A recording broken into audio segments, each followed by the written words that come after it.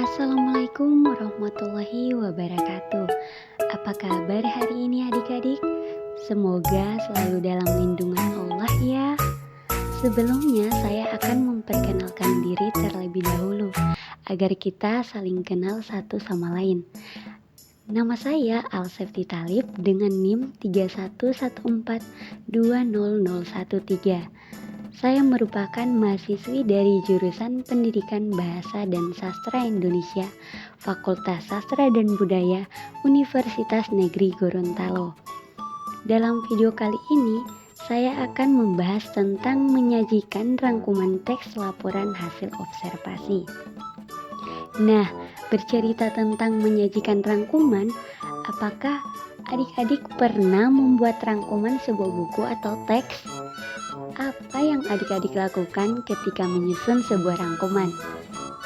Ya, rangkuman pada hakikatnya merupakan hasil menyusun gagasan-gagasan utama sebuah teks menjadi teks yang lebih singkat dengan mempertahankan isi dan sudut pandang pengarang. Nah, bagaimana sih cara kita menyusun sebuah rangkuman? Sebelum kita menyusun rangkuman, kita harus memperhatikan langkah-langkah menyusun rangkuman. Jadi, langkah yang pertama yaitu membaca teks asli. Teks asli merupakan sumber utama dalam kegiatan merangkum teks. Oleh karena itu, perangkum harus membaca teks asli secara cermat dan teliti hingga tuntas. Hal ini dimaksudkan agar perangkum memperoleh gambaran umum teks dan sudut pandang pengarang.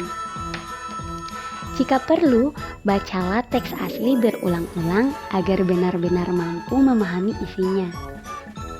Yang kedua, mencatat butir-butir gagasan teks. Catatan butir-butir gagasan pokok teks sangat penting dan bermanfaat sebagai dasar penyusunan rangkuman. Yang perlu dijaga, urutan gagasan yang dicatat harus mengikuti urutan gagasan dalam teks asli.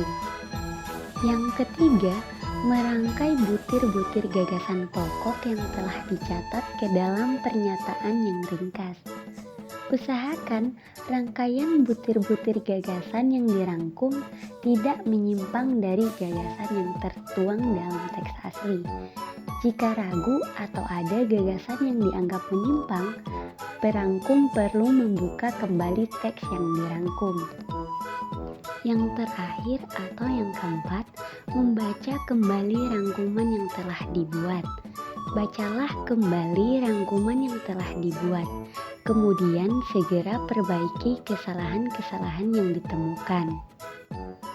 Selanjutnya, contoh teks laporan hasil observasi tentang lingkungan sekolah. Perhatikan ya adik-adik. Lingkungan merupakan sebuah situasi yang ada di sekitar kita.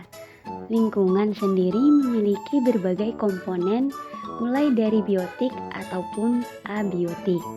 Lingkungan biotik sendiri merupakan lingkungan yang berisi tentang makhluk hidup. Contohnya, tumbuhan dan hewan atau manusia. Sedangkan lingkungan abiotik merupakan lingkungan yang berisi tentang benda-benda mati.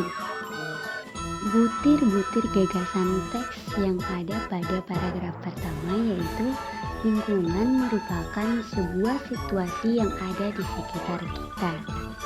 Kemudian paragraf kedua yaitu SMP Negeri 1 Paguat merupakan salah satu sekolah yang memiliki tingkat kebersihan yang cukup memadai. Seluruh warga sekolah dihimbau untuk selalu menjaga kebersihannya. Setiap hari, siswa-siswi mengadakan piket rutin di setiap kelas. Setiap bulan, biasanya para siswa diajak untuk menanam bunga di sekolah dan melakukan kegiatan bersih-bersih lapangan bersama-sama. Butir-butir gagasan teks yang ada pada paragraf kedua ini yaitu SMP Negeri 1 Paguat merupakan salah satu sekolah yang memiliki tingkat kebersihan yang cukup memadai. Selanjutnya, paragraf yang ketiga. Banyak sekali manfaat di sini. Salah satunya adalah melatih anak-anak menjaga kebersihan lingkungan, sehingga anak-anak akan sadar suatu saat nanti bahwa lingkungan harus dijaga. agar tidak ada masalah lingkungan serius yang timbul akibat sikap yang diremehkan. Butir-butir gagasan teks pada paragraf ketiga ini yaitu banyak sekali manfaat di sini. Salah satunya adalah melatih anak-anak menjaga kebersihan lingkungan. Nah, adik-adik, berdasarkan butir-butir gagasan tersebut, kita bisa rangkaikan menjadi sebuah rangkuman seperti berikut ini. Lingkungan merupakan sebuah situasi yang ada di sekitar kita.